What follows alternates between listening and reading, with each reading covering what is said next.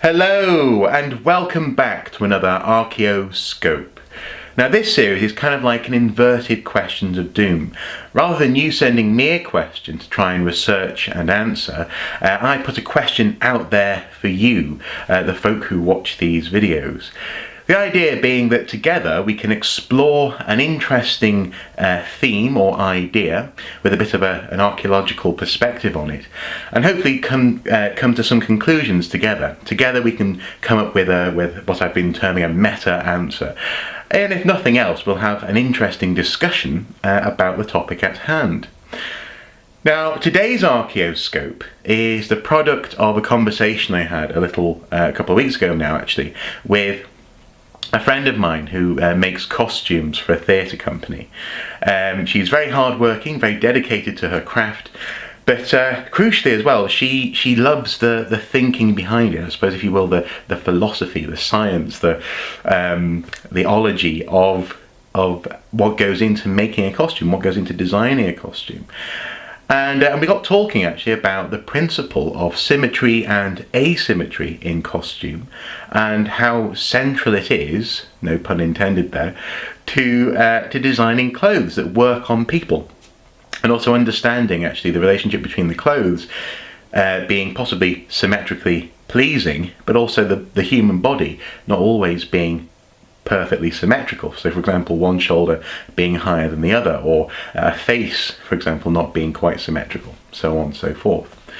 And this was really interesting, and we were having quite a long conversation about it, and then it became clear that actually archaeology has a lot to say about symmetry and asymmetry. One of the things that came to mind during our discussion was actually stone tools. Some of the earliest stone tools, for example, in Britain, places like Boxgrove, they have supposedly a symmetry built into them. The idea being that we are able to understand what was pleasing and what was not pleasing to some of our ancestors, our truly ancient ancestors, based on what they were producing. And in this case it seems that symmetrical stone tools were often very pleasing indeed. Indeed, some researchers, I believe Chris Stringer. Oops, for all you paleoanthropologists out there, and those of you who aren't paleoanthropologists, it's not Chris Stringer I'm thinking of, it was Stephen Mython. Has connected a symmetrical stone tool, a well-produced symmetrical stone tool, to an element of sexual selection in pair bonding, or in possibly even more elaborate things such as rituals, maybe even, for example, courting, this kind of thing, where maybe you will present a really nice symmetrical stone tool to your beloved, or hopefully your the person who you want to get together with, and they will either accept or reject you based on this stone tool. And this sort of, I suppose, this neuroarchaeology, this sort of relationship between the neuroscience of the brain, the psychological approach, and the physical outcome of that, the product, is really it has a line which traces all the way through history. As we go down through the eons, through the ages, we see more and more instances where symmetry and asymmetry are crucial to how people live and how they express themselves. Everything from clothing to the layout of homes, the pottery within those homes, the things which people treasure, coins, for example, jewellery. Writing is based on an interplay between symmetry and asymmetry. And this only becomes more and more complicated over time, until we get to a point where grand structures are really playing on symmetry in multiple planes. You have a true desire to explore three-dimensional space, playing on these ideas, these pleasing visual ideas of playing with something which is symmetrical and something which is asymmetrical.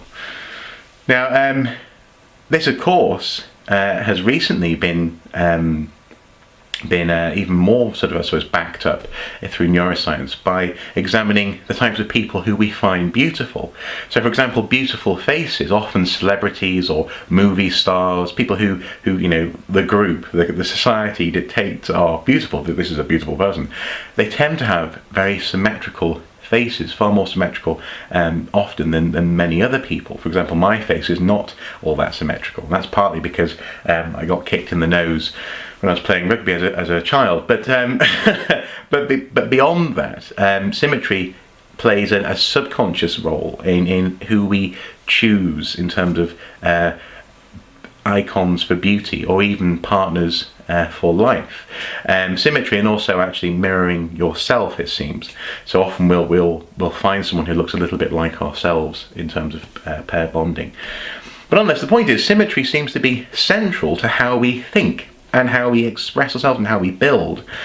Symmetry also, I would submit, quite possibly plays a role in being a living thing. I can't think of many organisms that don't rely on a symmetrical body or exoskeleton to make themselves stable while navigating the world. Now, I'm sure that there will be creatures out there which are not symmetrical, and I'm sure, even on a bacterial level, there are some bacteria who don't bother with symmetry. But I'm thinking not just straight looking at them symmetry, but also internal symmetry, and also symmetry on multiple planes. The point is, in order to be a balanced creature, it seems you need 2 legs-ish, 2 arms, or equal numbers of things, limbs or eyes or organs, in order to be a successful creature in this reality on this planet where we live.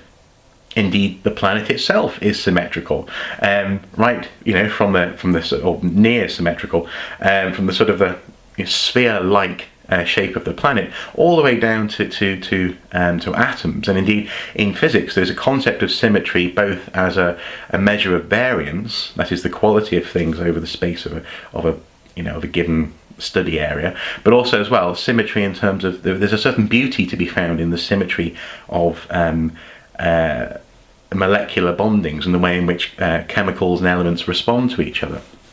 Now, that's going ever so slightly off topic, but I suppose what I'm saying is that potentially symmetry is one of the core elements of life on Earth, and what we do in our clothing and in our buildings and in the things that we create around us is we reflect this pattern, almost like a fractal image. Symmetry sort of reflects up through bigger and bigger shapes, bigger and bigger forms, because it seems to be integral to what we are.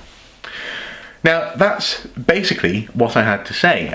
I'm sort of throwing this out there because I think it's a really interesting idea and concept, and I want to know if you have any ideas or thoughts, if you have any experience which can cast some more light on this question of symmetry and being a human being.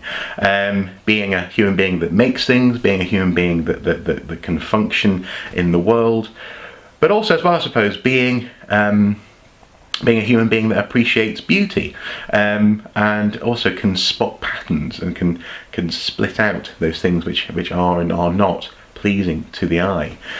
So symmetry, while by no means a simple issue, seems to purvey an awful lot of different layers of how we can sort of separate out what it is to be a human being. And I just thought that was really interesting. I thought I'd throw that out there and see what you have to say on the matter. Also as well, I couldn't resist having a little bit of a play. So shall we play with a bit of symmetry in the camera here? Okay, so let's turn some symmetry on.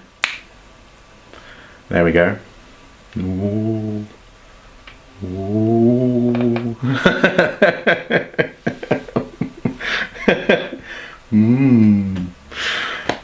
Yes. Symmetry, eh? Cool. Anyway, off. Let's have a bit of a think about this, and please do comment below. I'd love to know if there's other elements that I'm not even thinking about here, because I'm well aware that I'm probably not. And if you think that symmetry actually isn't as central, again, no pun intended, to these issues as at first it may well seem, also please do comment below. I'd love to hear about, for example, creatures or indeed elements of, I suppose, human culture which rely on something which is completely asymmetrical, and that is asymmetrical in a way that is not opposed to symmetry. I find it really hard to actually think of one, but if you know of one, please do comment below. Anyway, this could be a really interesting discussion. I look forward to seeing what you guys have to say, and until next time, please do take care. Bye bye.